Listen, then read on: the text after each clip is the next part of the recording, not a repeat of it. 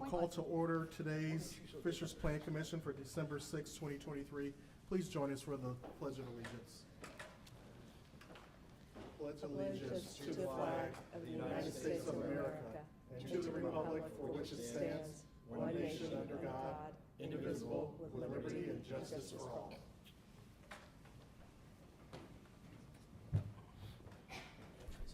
Thank you. Okay, roll call, please. Mr. Stewart, are you with us? Are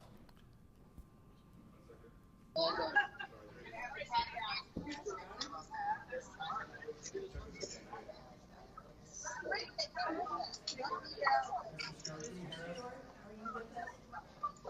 I'm here. Thank you. Here. Mute. Mr. Zimmerman. Here. Mr. Payne is not with us tonight. Ms. Logan. Here. Mr. Peterson. Here. Mr. Moulter. Here. Ms. Stoller. Here. Mr. Richards is not with us tonight. Ms. Jackson Here. and Mr. Stevenson. Here. Thank you. Thank you. We do have a quorum to conduct tonight's business. First agenda item is approval of our previous minutes on November 1st, 2023. Motion to approve. We have a motion by Pete, Second. second by Kim. All those in favor use the voting sign aye. Aye. Those opposed, the motion carries. Thank you. Our next agenda item is case number RZ 23-5, Fishers Community Center rezone, a consideration of a rezone of 25 acres from R2 residential to OS open space known as the Fishers Community Center rezone. And we have Ross Hillary for the city to present. Thank you, Chair. Good evening. For the record, Ross Hillary, Director of Planning and Zoning. Before you is RZ 23-5, which is the Fishers Community Center rezone. It will be located at 11400 Johnson Farm Way. That is a new street.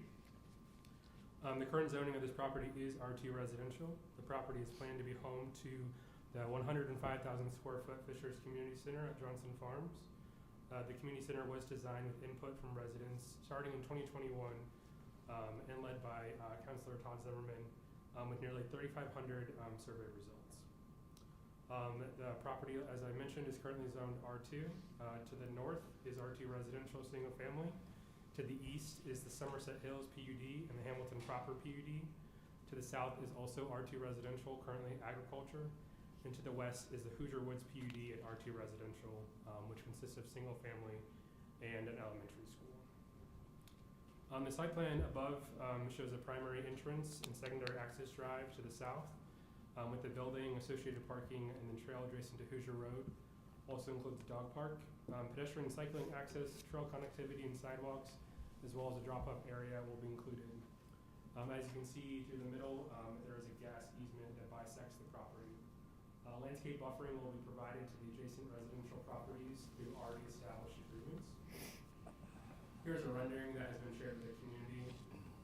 Like I said, it will include a dog park, indoor playground, walking track, fitness center, aquatic center, and athletic courts, and we'll also house our Fishers Health Department. We'll also have day programs aimed at empowering adults with intellectual disabilities in partnership with Outside the Box. I will mention the 2040 plan has this area deemed for core residential and suburban residential. The city does request the rezone property from R2 to open space to align itself with the community center use.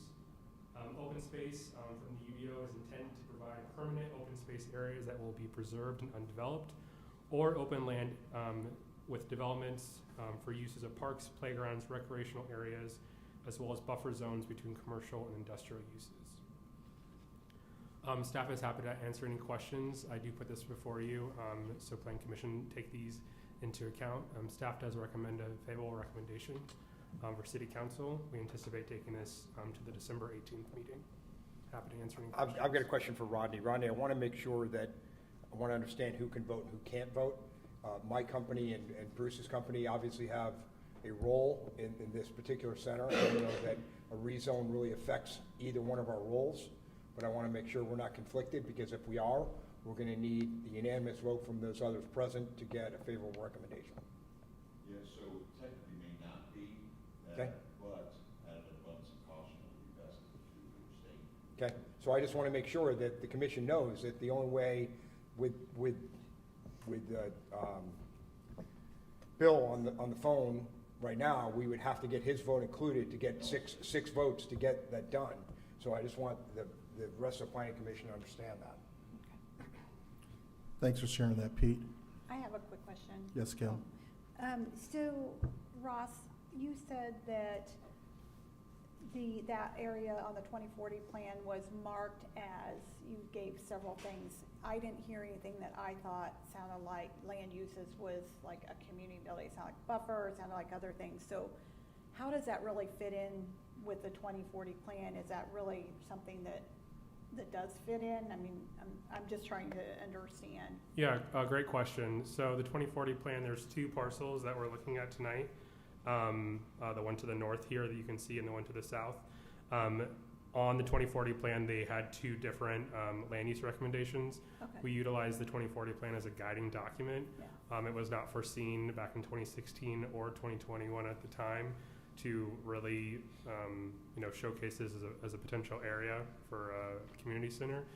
That being said, when we do an update next, if you guys approve the rezone or recommend the rezone, we would update that. At the time, any of this kind of agricultural land that's in the core of our city, it would make perfect sense that it would be residential. That being said, this is a location the city found amendable, central to the community, providing that recreation And opportunity. Kim, just so you're aware, they really wanted to do the parcel up on the frontage of 116th Street, but the land cost was exorbitant, so they pushed it back, so that's how it got stuck in the middle there. Okay. Because I think the desire was to bring that out to the 116th Street, but again, it become a little bit untenable with the land cost. So that's how they got that. And a little history to this too. So over the years, as we've been discussing potentials for this type of thing, there was a moment we were even talking about how we're having the arena, event center. We were talking about those things all together. I mean, that was just brainstorming stuff that was happening. But as we dove in and really got the community's feedback, I think over 3,000 residents responded to this. One of the things they really wanted was a central location, which is this is the dead center of Fishers. Secondly, it's very close to Billerkey Park, so you have the outdoor activities as well as some indoor activities. So yeah. So what was the response from the 3,500 people?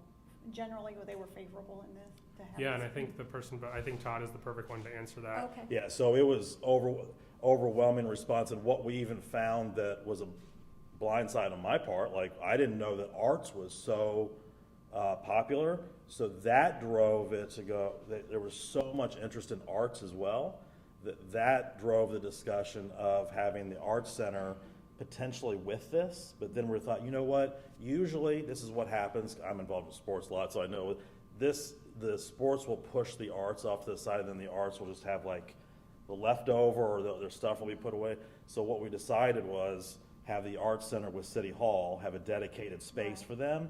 And so it really branched out. It was so this is one of those projects where the community really drove the decision prior to this. So it was not necessarily exact location, but the feedback we did get in talking with constituents was a central location, because there's a Y over on the west side.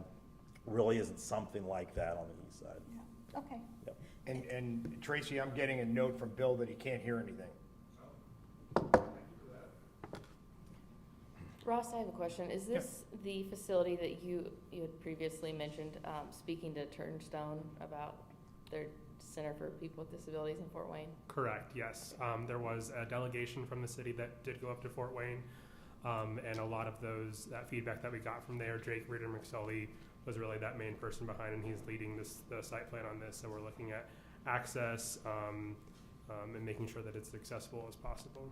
But Turnstone did provide us a lot of guidance, and we appreciate their help. Yeah, so Turnstone, I've played a lot of wheelchair soccer there, and it's a one-of-a-kind facility for people with disabilities. And it was really exciting that this facility is not only catering to programs for people with intellectual disabilities during the day, but also looking into adaptive sports. And I think that will make Fishers, up at the forefront of helping and empowering the disability community. So I'm really proud of this initiative. Thank you. Thanks, Katie. Any other comments or questions for Ross? Okay. Well, you said you I will remind, this is a public hearing, so I'll step aside. Yes. And we can hear from the petitioner now? No, we don't have the city. Okay. At this point, I will open up the public hearing. If there's anyone here from the public who wants to address the commission on this matter, please approach the podium and please share with us your name and your address.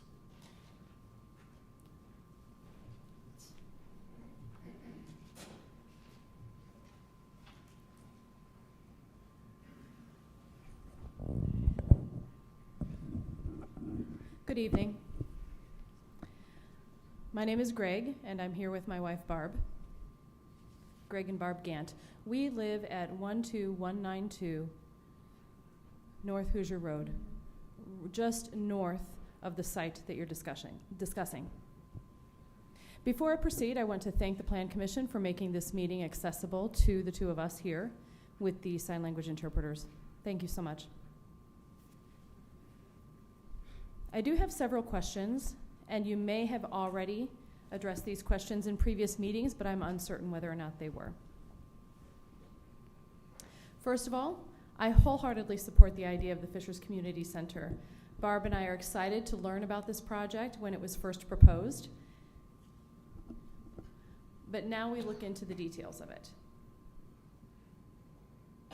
Because we live to the property that abuts the proposed property, there is a cell tower access road there that is tree lined.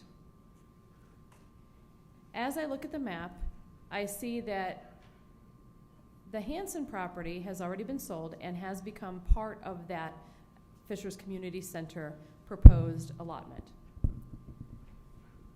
Now I'm curious what's going to become of that tree line that separates us, that is south of the access road.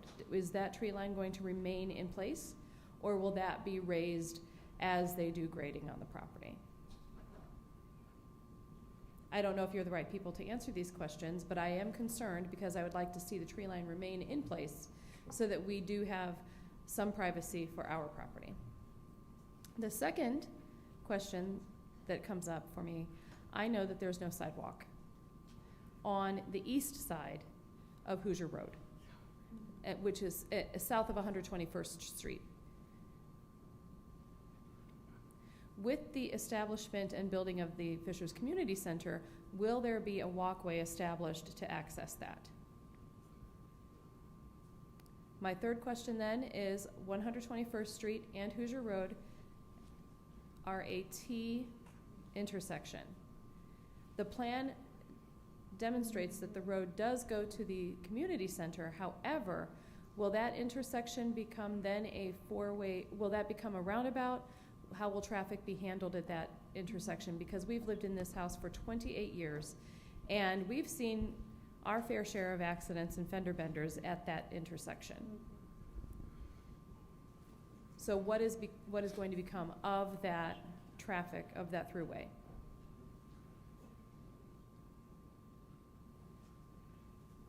Now, I understand that we have 25 acres designated for this, and the remaining acreage to 116th Street does stay with the Johnson family.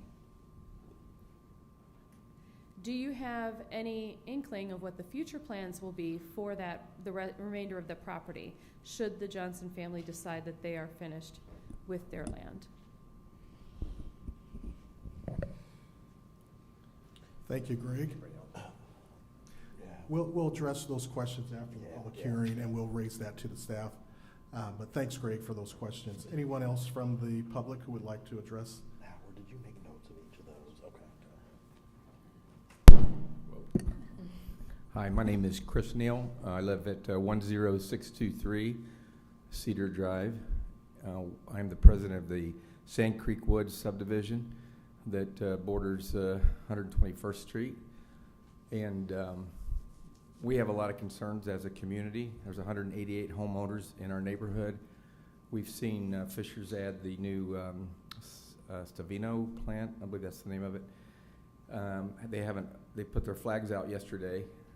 We're imagining a lot of traffic there on Cumberland. And then you add in a community center that's going to add a lot of traffic on 121st Street. And it's putting a lot of concern. We like our little privacy and our little wooded community, and we're concerned both for the traffic in and out of the area, not to mention, as this gentleman pointed out, the concerns. That particular intersection, 121st, that comes into Cumberland, I think it's a great idea for the community to have a community center. It's like everybody wants everything, but they don't want it in their backyard. The concern is traffic. It's going to need a roundabout. Where are you going to get the land for that? 121st probably needs to be 4 lanes to handle the, all the people coming and going. And Hoosier Road definitely is a very narrow road. And then you have a school right there on the corner. And as they mentioned, there's been several accidents that have occurred at that intersection, probably 3 or 4 a year, where people are running into, they're coming off of 121st and running into Hoosier Road. There's I don't know what you call it, some kind of a barricade, and they're running through the barricade.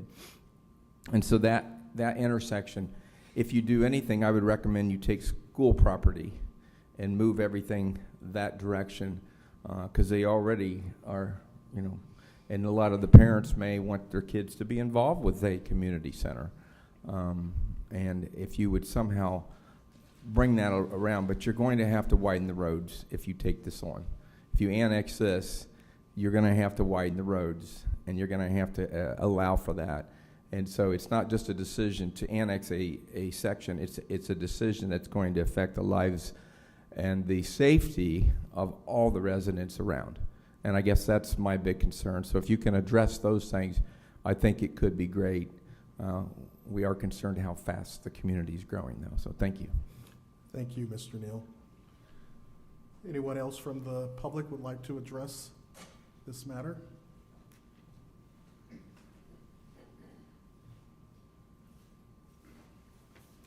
Yes, my name's Nathan Nocton. I live at 11215 East 121st Street, so I live at the corner of this intersection.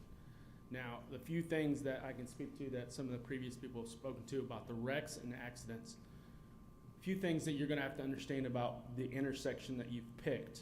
You have traffic coming from all the industrial warehouses that are to the east farther. When you get over there, you get trucks that randomly through their GPS come this way. They normally hit the stop sign. I don't know how many times that gets ran over, but I've even suggested putting it on the north side on the school's property, but it gets ran over in my yard about 6 times a year. If you put a roundabout here, it will get destroyed by the semis that go the wrong way. They currently can make it if they repainted the lines on the road, but if anybody's in the turn lane, they just about hit the power line. They also hit the guardrail across the street. Other things for continuing traffic as you're bringing through. You're putting it in the middle of the intersection, or in the middle of the length of Hoosier Road between 126th and 116th Street. At 116th Street, you have a traffic light, but to the south, you can't increase the flow of traffic from the southern part of Fishers because there's a cemetery. The Hoosier Road snakes through the cemetery. There is no way to widen the road, and there's no need to increase the flow of traffic that goes through there. The second part is if you go to the north, it runs right into at 126th Street, 126th Street, and it tees. But it tees it right at the overpass that it goes over 69. And it doesn't line up with Promise Road. If you were to want to do that, you would have needed to claim a whole bunch of houses to the north and take out a business to line it up to increase the flow of traffic. So now we're bringing more traffic coming south on Promise Road and then flooding across and coming through there. So whatever traffic you think is accessing to this site from the south and the north is not like it's not a thoroughfare. This bit of Hoosier Road is not traveled like Brooks School or Cumberland or Oleo, which are on the 1.5 mile markers that people travel north and south. Hoosier Road and Cumberland are not it because of the intersection, the high school, and the cemetery to the south. It's in the wrong location. This needs to be at the frontage, which was spoke about at 116th Street. That's where you have through traffic of 116th Street. Fishers also only has 2 bridges which links it across the river. For Hamilton County, everyone knows that you either want to live access off of 96th Street, 116th Street, 146th Street, or 32 Connor going through there because they're the bridges that cross the river. Now that is not part of Fishers community, but that's where the flow of traffic for all of Hamilton County is. Because otherwise you have to filter down to one of those 4 roads to cross the river to get into Carmel. So you're now putting it not on that frontage for there. So if you want people to see this and just as a way to be like, hey, I would like to visit and utilize this facility, you're placing it a half a mile away from where everyone drives. So you're going to have to literally Google search, where in the heck is this thing at, to go find it. And there's no cross traffic through there. I live at the intersection. Most of the time, if I'm driving, coming from Topgolf and coming around through there, I'll see lights behind me or in front of me. They never make it to the intersection because your traffic of people falls off when it gets to Hoosier Road. So you're in the wrong spot for what it is, for how it comes to be. I don't think it's a bad idea.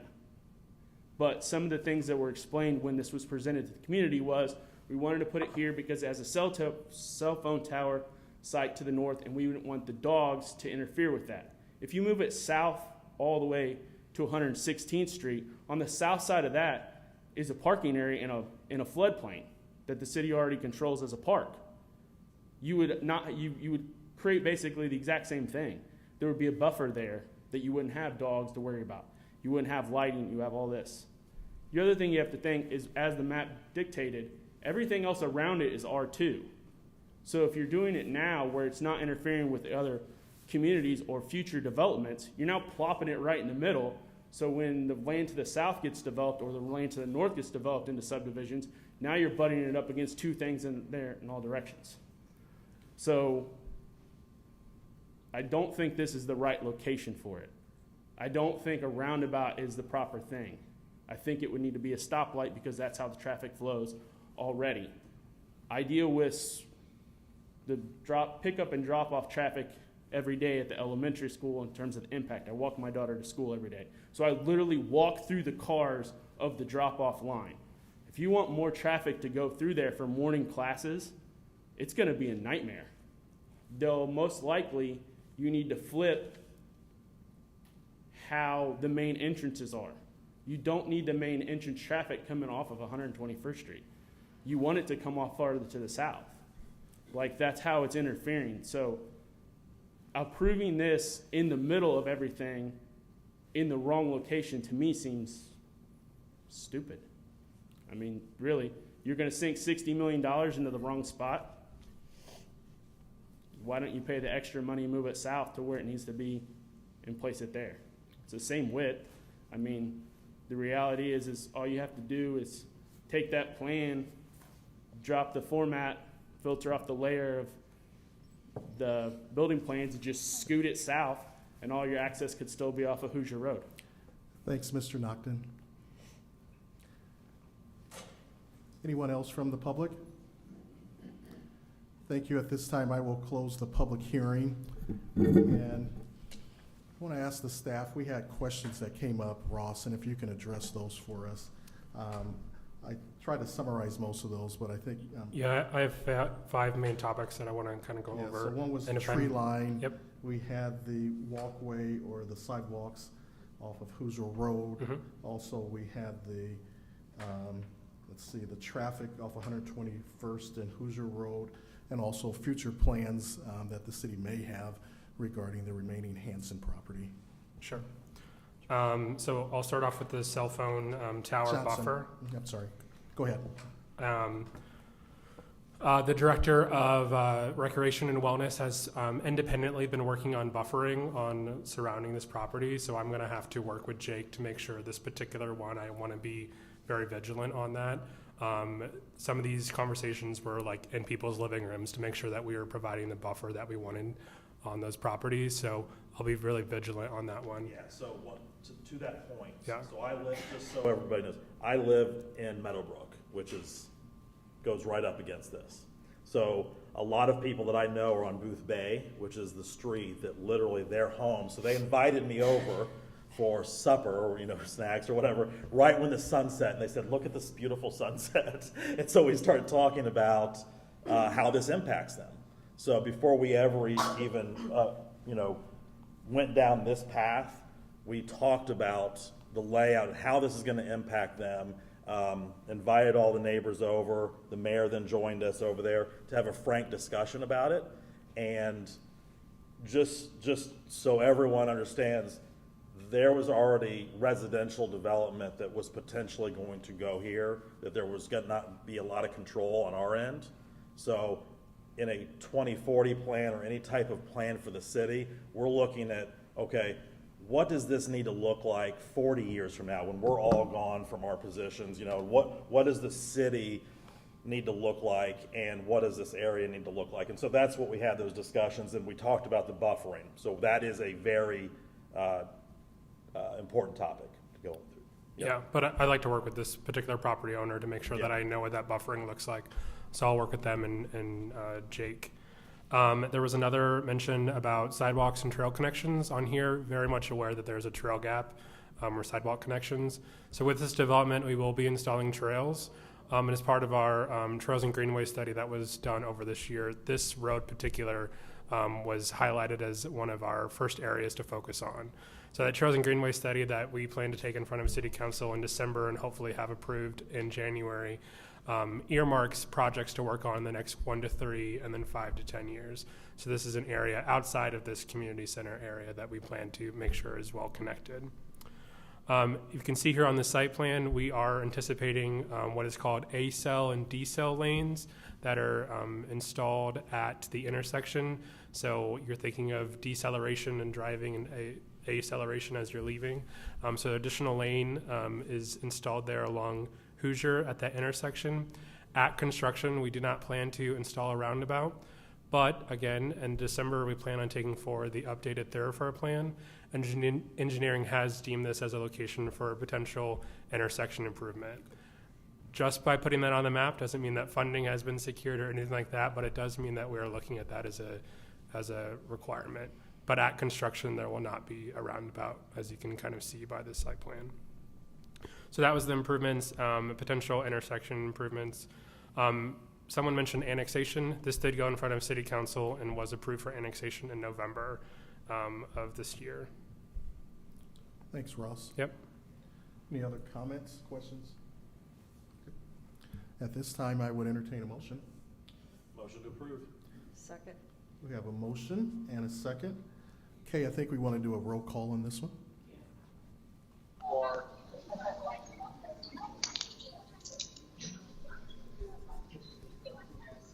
Mr. Stewart. Aye. Mr. Zimmerman. Aye. Ms. Logan. Aye. Mr. Peterson. Abstain. Mr. Moulter. Abstain. Ms. Stoller. Aye. Mr. Richards, I'm sorry, he's not with us. Ms. Jackson. Aye. Mr. Stevenson. Aye. Approved. The motion carries. Thank you. Next agenda item that we have is case number RZ-23-6, Drive Planning PUD. It's a consideration of a rezone of 0.88 acres from R2 residential to PUDC for a single tenant office building known as Drive Planning. And we also have Ross Hillary for the city. Good evening. For the record, Ross Hillary. Before you is RZ-23-6. Just the Drive Planning PUD located at 13562 East 116th Street. Here you can see the site location. This is located just on 116th Street, south of the Kroger at Oleo and adjacent to the Moore Dentistry. Recently, we saw a new hair salon come into this area as well. And this is what I would consider is a orphaned residential property here that we've seen development happen around it. To the north of this property is PUDC, which is the northwest corner of 116th Street and Oleo Road PUD, which is retail, primarily a grocery store. East is the Moore Dentistry PUD, which is the dentist's office. South of this is the state residential and R2, which is single family. And to the west is the northwest corner, 116th Street and Oleo Road PUD, which is also the Kroger. As you can see, there was stormwater detention. Fager Drinker, on behalf of Dry Planning, presents the site plan here, which is incorporated into the PUD. Parking will be provided to the east of the building, mirroring the neighboring Moore Dentistry. Full access drive would be permitted by the engineering department per an engineering memo that you guys have been provided. The ride-in, ride-out shown at the request of the neighbors has been incorporated into the PUD and is shown here in the site plan. I do want to go over some bullet points that are in the petition overview. Fager Drinker will also go over these. The base zoning in the PUD is C1 commercial. The development plan should be consistent with the concept plan provided. Architecture should be similar to the illustrative exhibits, which I'll also show. This is limited to a single tenant, which has to be 100% owner occupied. They have restricted business hours from 7 to 7 p.m. Monday through Friday. They are limited to a 4,500 square foot building footprint. Also includes the 1,000 square foot open conference space loft area. They are to have a pitched roof and to be residential in nature. They are to have a height limit of 24 feet. All existing trees on the property should be preserved to the greatest extent possible. Parking shall be orientated to the east of the building to mirror Moore Dentistry. They'll have a maximum amount of 24 parking spots. Signage should be limited to a ground or monument sign with no building signs permitted. And lighting will be minimal. They will meet UDO requirements, but will be dimmed 2 hours after dusk or until 1 hour before dawn. Petitioner is requesting a rezone to PUDC to allow for this property to be used as a single tenant office with C1 commercial standards. Here you can see an elevation off of 116th Street. As I mentioned, the trees will be saved to the greatest extent possible. These are not the real trees. These are a rendering of the trees, but you understand what the development was trying to show. The building will be a mixture of masonry, metal panels, exposed wood framing, and a single roof. The building will consist of a garage space for indoor activation. The petitioner has worked with the neighbors to the south regarding architecture, which is what we're including in the PUD, as well as a height of 24 feet. I will make note that the comprehensive plan calls for this area to be suburban residential, since the property was an existing single-family home. It is noted, as I mentioned earlier, this property, along with neighboring properties along the corridor, is considered what staff mentions as orphan residential lots, where development has happened around them. We'll also go over the neighborhood meetings. This is the second time that Dry Planning has submitted a rezone. We had 2 neighborhood meetings back in May to discuss the project with neighbors. During these meetings, neighbors expressed concerns about the impact of the commercial development, along with these 4 residents who submitted comments before you before.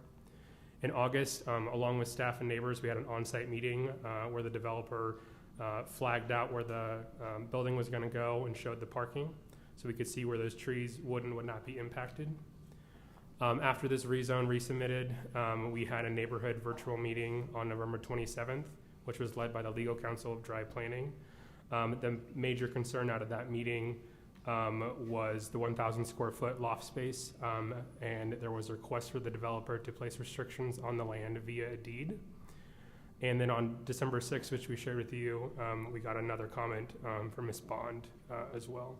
I would like to make note specifically of Mr. Cook on here. He has been great to represent this whole neighborhood, and I think a lot of the comments and conditions that you're seeing on here is because of the work that he's done, so I appreciate that. With this, I do go ahead and show you these reasonable regards as you guys make your decision. Staff does have no recommendation for Plan Commission, and as before, this is a public hearing. Thank you, Ross. At this time, we will hear from the petitioner.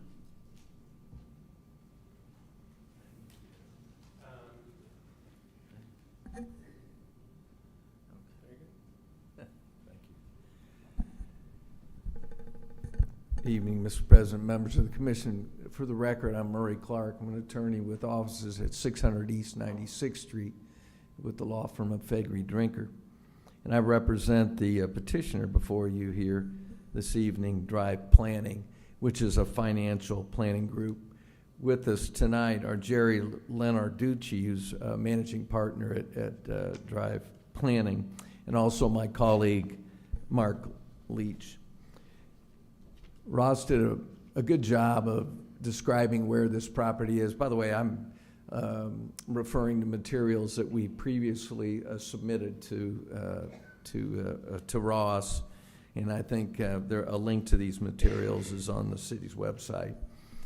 And I'll move around a little bit, but Ross did a good job of describing where this property is. It has an address of 13562 East 116th Street. It's approximately 0.88 of an acre. And this PUD, which we have proposed, would enable a single-user office development for Drive Planning, the petitioner. So Ross briefly referred to kind of the history of this project. It's probably worth going over and instructive as well. Indeed, earlier this year, Drive Planning submitted a rezone request, again for a PUD at this location. After numerous meetings and discussions with an active and interested neighborhood group, the case was withdrawn on June 9th. We were then hired and began the process of rewriting a PUD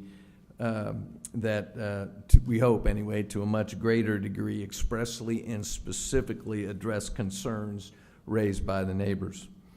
I think it's also instructive to recognize some of the original details of the original filing, and these have been substantially changed, as Ross mentioned, and I will elaborate on.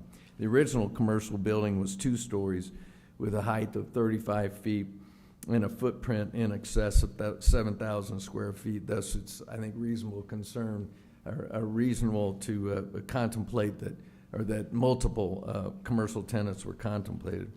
The architectural design of the building was much more commercial in character. You mentioned Ross mentioned, of course, that we've moved to a more of a residential building in character. Originally, the commercial building was oriented toward 116th Street, with most likely a building sign facing south. We worked again with the neighbors and staff, and we've oriented the building so it's really the front door and the parking face east, and that has the purpose of aligning with the parking and what you see next door with the dental office. So you don't have parking in the front yard facing 116th, so the neighbors wouldn't see that.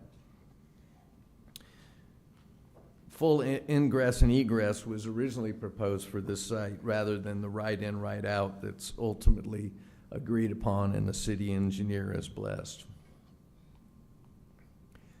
You've seen the site plan. The site plan's in the staff report. Certainly what we've ultimately agreed upon and we present to the Plan Commission this evening is indeed substantially different than the case that was withdrawn earlier this year. Importantly, we provide for a commercial building with a footprint of 4,500 square feet. Again, oriented and designed in a fashion more acceptable, we believe, to community stakeholders. Ross talked about the architectural design. In tab 4 of our materials, we actually have elevations from every direction. We believe this is a much more acceptable to the community stakeholders, is much more residential in design than previously. I would note that earlier this evening, the PUD committee blessed off on the architectural design of this building. But I think the meat of this case and how it was changed, excuse me, and the commitments and the concessions that have been made by Drive Planning are in the staff report. Ross has mentioned them. They're in our materials in tab 1. And I do want to talk about some of them briefly. We've limited to this property to one tenant, and that it be 100% owner occupied. We feel like that's a major concession. Hours of operation, 7 a.m. to 7 p.m., Monday through Friday. It's closed Saturday and Sunday. The limitation to 4,500 square feet is a big deal. That was important, I know, to the neighbors. We'll talk about the loft space as well in a second, but the loft space is above the first floor is limited to 1,000 square feet as well. The loft space itself is limited to being an open conference space, thus geared towards staff meetings or meetings with a client or a small number of clients. Ross mentioned the pitch roof, the residential appearance. I think the pitch roof is a big part of that. And also, excuse me, also the size of the patio for this structure has been increased. The height is limited to 24 feet, importantly, which is 2 feet less than the height of the adjacent dental office. I mentioned the orientation of the front facade facing east, thus aligning with the dental office to the east. We indeed have spent some time discussing neighbors, the existing deciduous trees and the hardwood trees, and have committed to the greatest extent possible to preserve them. Of course, when you reduce the footprint of the building by almost 2/3, that will assist us there. The area between the parking and the building needs to be green space, or will have to be green space, landscape, rain garden, et cetera. And the sign, I think, is important because I do think the original proposal was to have a building sign facing south. We have now prohibited building signs altogether and agreed that there will be only one sign on the property, that being a monument sign or a ground sign. So the one, and I actually want to take this opportunity to thank the neighbors. They've spent a lot of, before we even got involved in this case, they spent hours and hours, many hours on this, and so I do want to thank them. I know it's been frustrating for them at times, but I think Ross is right. These commitments are because of the result of their hard work. I certainly don't want to speak for them, but there may remain, given our last virtual, albeit virtual, neighborhood meeting, I think there remains, at least anyway, one sticking point for some of the neighbors, namely the possible existence of a loft space in the building, which, as I mentioned, is not to exceed 1,000 square feet. So this is in addition to the 4,500 square feet footprint. So in our defense, I want to mention a couple things. First of all, we have tried to mitigate concerns about total square footage with a commitment in our PUD limiting the building to one tenant and that it has to be owner occupied. I think those are important with this discussion. Secondly, I think it's important and it's fair to point out that the garage area, which is kind of in the northeast corner facing east on the property, itself is comprised of approximately 608 square feet, which is included in the 4,500 square foot building footprint. This space, as I understand, was originally proposed as a carport. However, I think staff and I think the neighbors didn't care for it being a carport. So our proposal is that it be attractively enclosed. And it could be a garage, but it likely will be activated in some way or another, maybe depending upon season. And then even with a loft, the building's height, as I mentioned, is limited to 24 feet, again, 2 feet less than the property to the commercial property to the east. In short, given the fact that the building will have one occupant, and the primary function of the loft, as I mentioned, for staff meetings and perhaps meetings involving a client or a small number of clients, we believe the loft provides a convenient function without increasing the intensity of the office use or increasing needs for more offices or parking. So I have kind of skipped around here a little bit. Our materials, we have an executive summary that lists the commitments we have that Ross mentioned and I've discussed. Tab 2 is the location of the site. Tab 3 is our concept plan. Again, we're bound by this in the PUD. tab 4 are the elevations, the 4 elevations from all directions. Tab 5 is our PUD. I think it's note, if you look at the PUD, the commitments that were itemized and we've discussed are listed under additional standards on pages 8 and 9. The final concept plan we are bound to is Exhibit B on pages 11 and 12, and the illustrative architectural exhibits on page 13 and 14.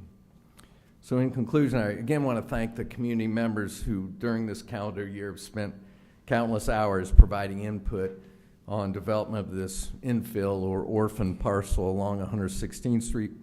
I believe we have incorporated changes in this new and vastly improved PUD that address many of their concerns, if not all of them.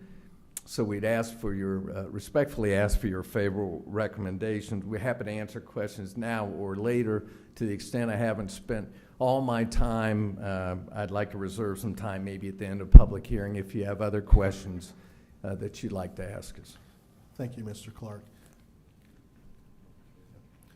At this time, I will open the public hearing for anyone who would want to address the commission on this matter. I failed to share this at the initial matter. We have to limit the time allocation for each petitioner. We're going to limit that to 3 minutes. And if we do, wait, I'm sorry? Remonstrators. And if we do have someone who is here representing a group or a homeowners association, for example, we will expand that to 5 minutes as a remonstrator. Thank you. With that, you can proceed. Hi, team.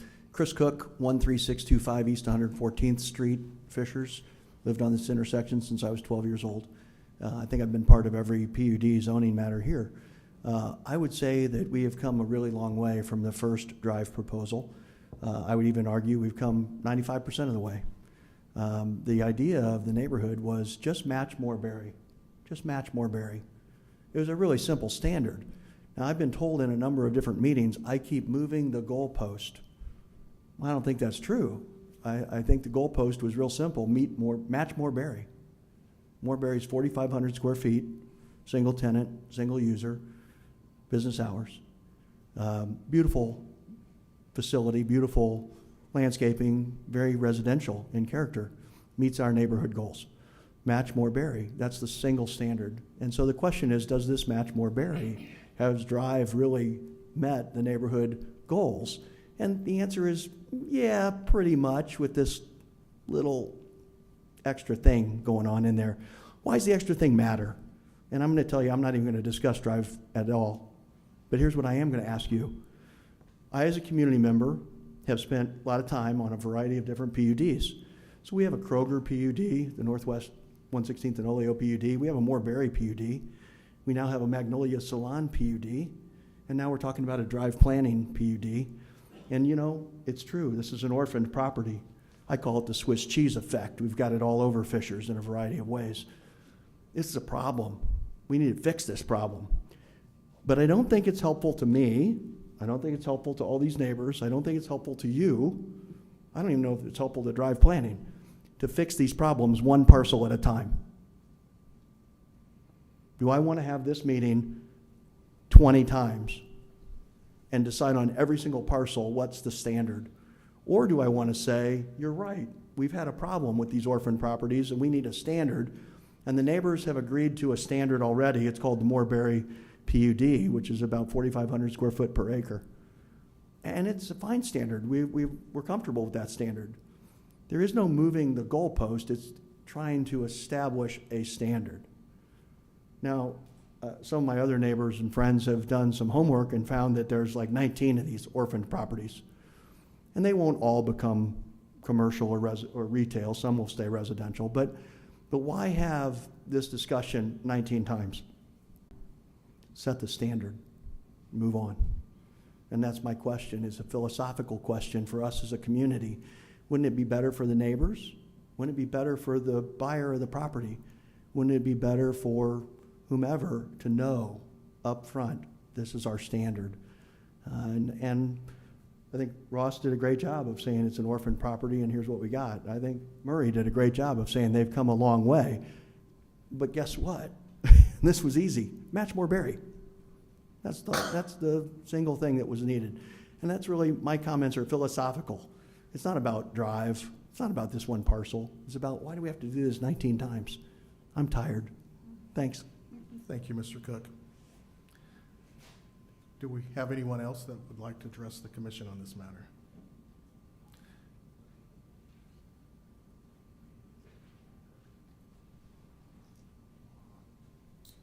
Hello, thank you guys for giving us the time. Andy Mattingly, 13487 East 116th Street. You know, my point is that when we talked about this back in August, and Ross told us it was closed out, but the last time we talked about this, the staff recommendation was they agreed it probably should be 4,500. We have more Berry at 4,500, and we have Magnolia Grove, which is really at about 3,500. We're transitioning from commercial to the church and then eventually to residential. So we're now back at the same thing. Then, you know, Ross hosts, and I guess this is the way it works. Well, that's closed out and we can't look back at what the staff recommendation was after our last planning meeting when Megan was still here and said, yeah, we believe that probably 4,500 is the correct amount. So now we're back again, and I know it's a 4,500 square foot footprint, but I believe that when you add the 1,000, that's still 5,500 square feet. So now we've, as Chris said, we're now setting up another PUD. We know that there are 18 or 19 properties just from Cumberland to Oleo, not counting all the others.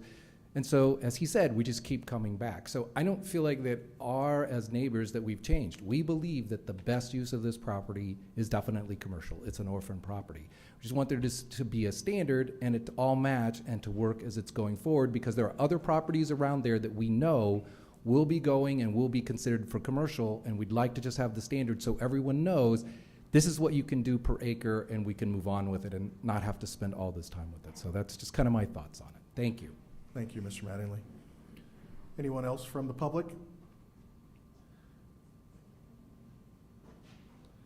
With that, yes. Hi, another Mattingly, Tim, 13573 East 116th Street. You're probably hearing the same kind of stuff that the concern is the extra square footage. This is a busy area. I live right across the street.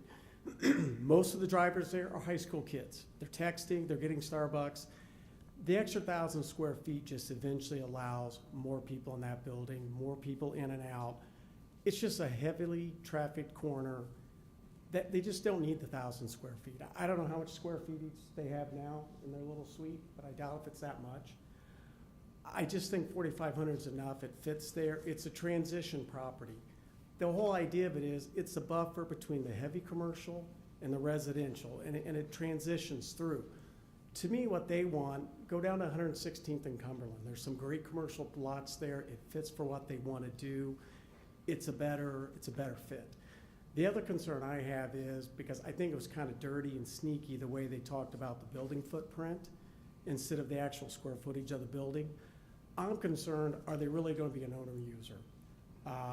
All their discussions, never once have I heard, hey, here's the employees we're going to hire.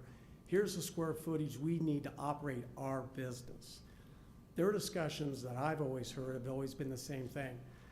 To make our investment work, we need a certain return. We need square footage to make the numbers work. Well, if you're an owner user, what you do in that building is how you make your money.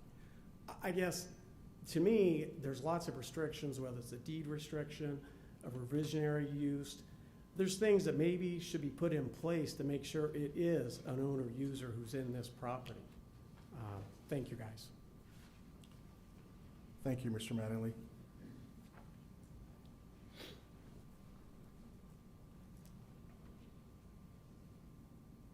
Hi, good evening. I'm Elizabeth Cook. I live at 13625 East 114th Street. And I agree we've come a long way. I agree we've all got so many hours and a lot of time in this. And my concern, I remember, and Dr. Berry couldn't be here tonight, but Dr. Berry talked to you about when he built the dentist office Moore Berry, that he was forced to comply with 4,500 square feet and not less than that at 3,500 square feet per acre. And so I feel like with each of these properties, there's a precedent set. And so I don't think it's fair to either of those businesses for now this business to come in and get 1,000 more square feet per acre.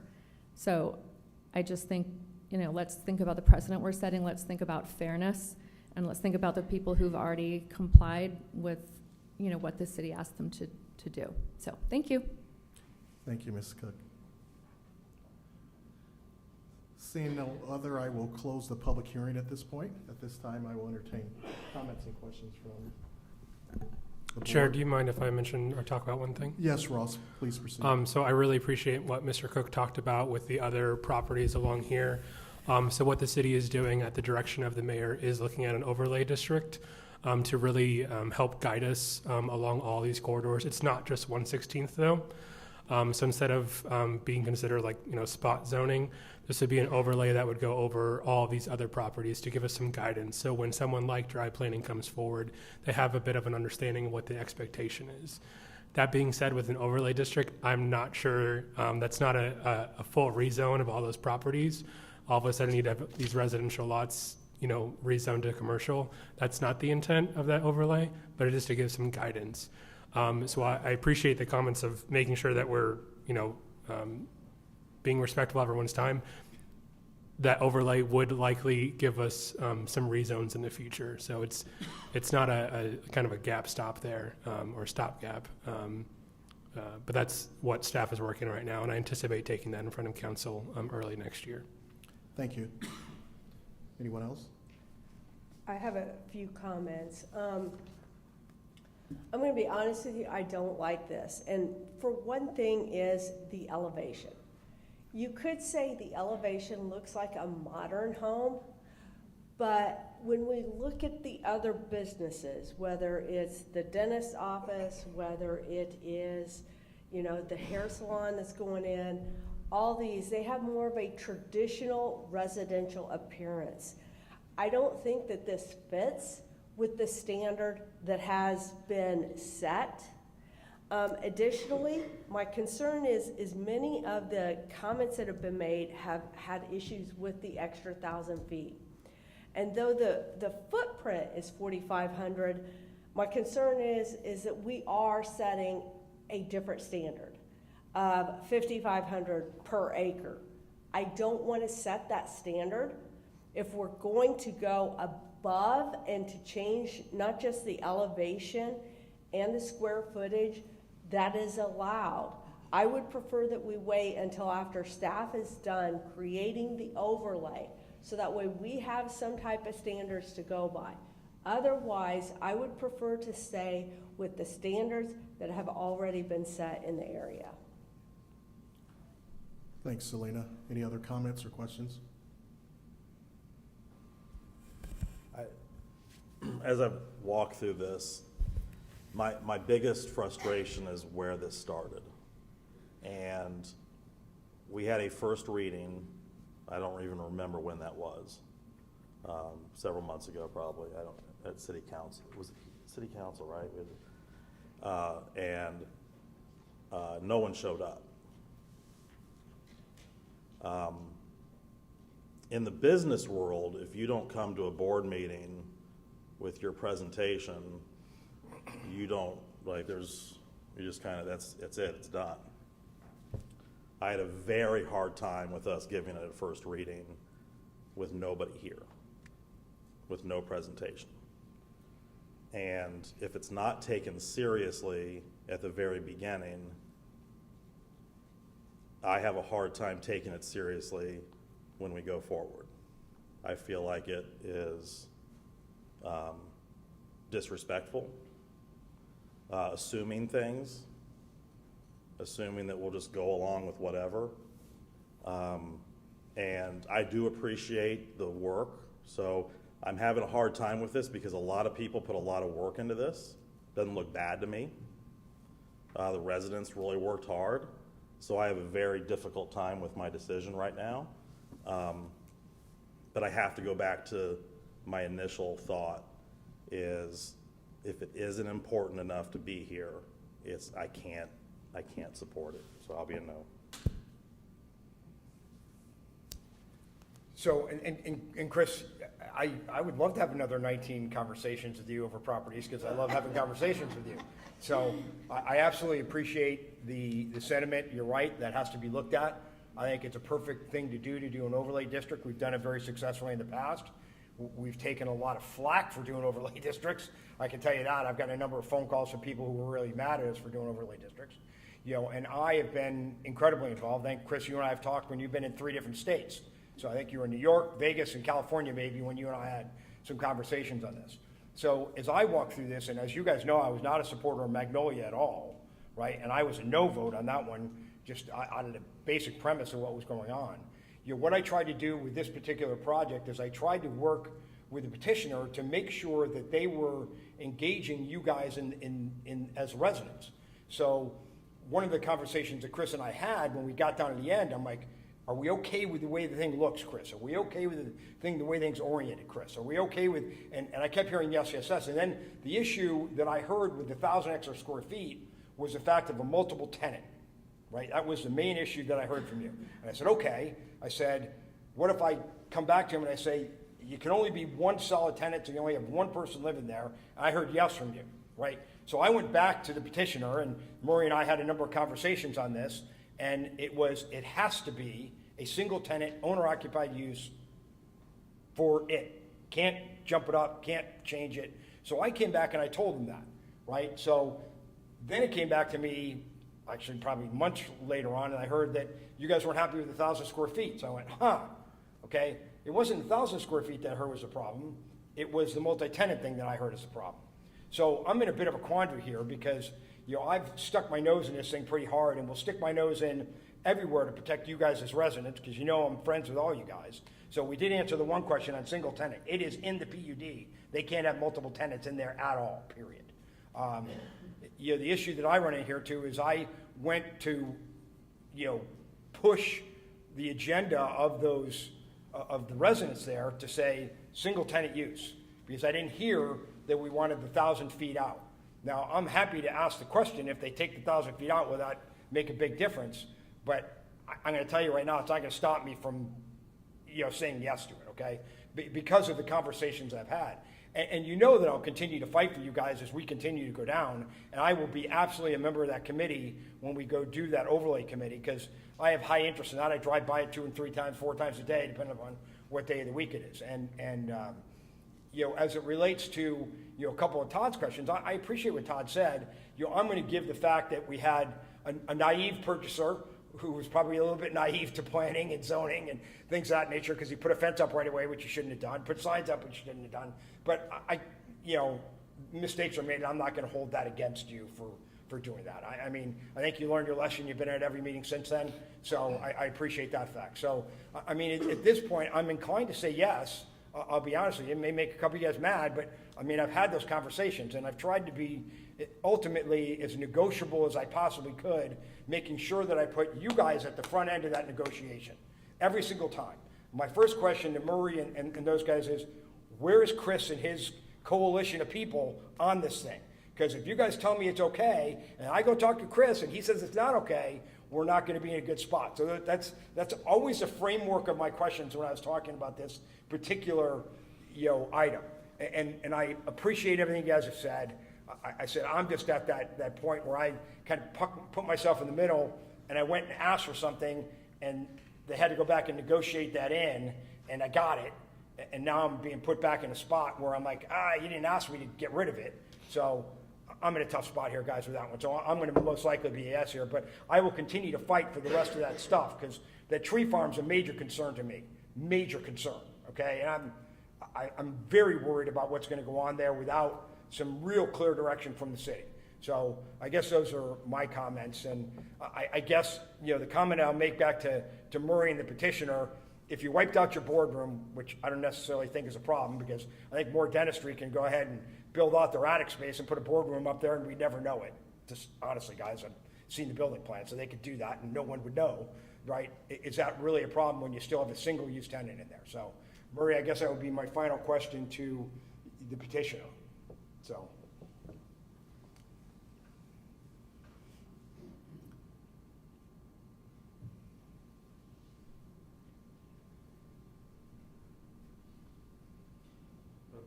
By the way, thank you for your comments. Again, thanks to Chris and everybody for their hard work.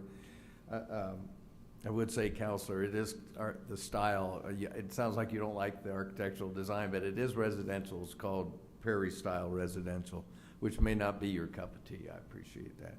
I think we'd like to keep the loft in at this point in time. Again, I think it's not earmarked for additional offices. I don't think it'll increase more traffic or the intensity of the use, so we'd like to keep it in the same. Thank you. Thanks, Mike. Thank you. Any other comments from board members? If not, I will entertain a motion. Make a motion for favorable recommendation. We have a motion by Pete. Do we have a second? I'll second it. We have a second by Kim. Kay, roll call, please. Mr. Stewart. Mr. Stewart, are you with us?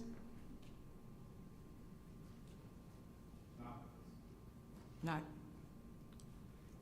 Kay, was that a vote? Was that- I'm I sorry. didn't hear that. We didn't hear He's that. not with us. Oh, he's not with us anymore, Tracy? Yeah, he's down in the islands in the Caribbean somewhere, so he probably lost connectivity, so. Mr. Zimmerman. No. Yeah. Ms. Logan. Aye. Mr. Peterson. Yes. Mr. Moulter. Aye. Ms. Stoller. Nay. Yay. Nay. Nay. No. Thank you. Ms. Jackson. Yes. Mr. Stevenson. No. We have 4 yes, 3 no. So your motion fails Yeah. So it goes to the council with an unfavorable recommendation. unless, well, it goes to council, No recommendation. No Okay. recommendation. to make a motion to send an unfavorable recommendation. Would someone like to make a motion? I'll make a motion to send an unfavorable recommendation. Do we have a second? Second. Kay, roll call again, please. Who was the second, please? Todd? Todd Zimmerman. Thank you, Todd. Okay. Mr. Zimmerman. Aye. Ms. Logan. No. Mr. Peterson. No. Mr. Moulter. No. Ms. Stoller. Aye. Ms. Jackson. No. Mr. Stevenson. Yes. 3 yes, 4 no. Now we have a no No recommendation. recommendation. So we will send a no recommendation to the city council on this petition. Thanks, Rodney. Next agenda item is our staff communications. Ross? No staff communication. No staff? And any summary of council actions? No summary of council action. Okay. Well, with that, I will entertain a Motion to motion. adjourn. Second. We are adjourned.